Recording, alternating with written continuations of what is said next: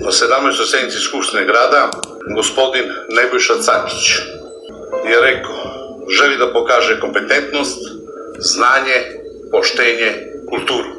I da ovde je totalitizam, siledžijstvo, nedostatak demokratije. Jasno je da odbornička većina ima nameru da nastavi sa teroristanjem odborničke skupštinske manjine. Malo pre sam sebe citirao, vi bi digli ruke da nas ubijete.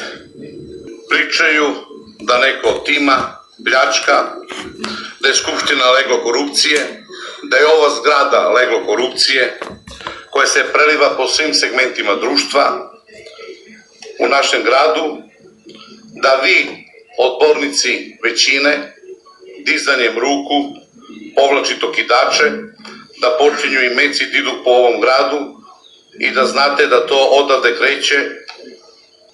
Ako je to odraz kulture, korektnosti, ne znam da li je potrebno da se komentariše. Ja mislim da tu ima osnovna sumnja da postoji i prekršajna prijava zbog ovakvog ponašanja i zbog ovakvog obraćanja odbornicima koji predstavljaju sve građane, ne sami sebe. Nemam nameru da podnosim nikakve prijave, ali samo pričamo o onome što misle o sebi, a i o delima koje pokazuju. Kada citira ili kaže neke stvari, a pri tome priča uopšteno, onda sve vas proziva.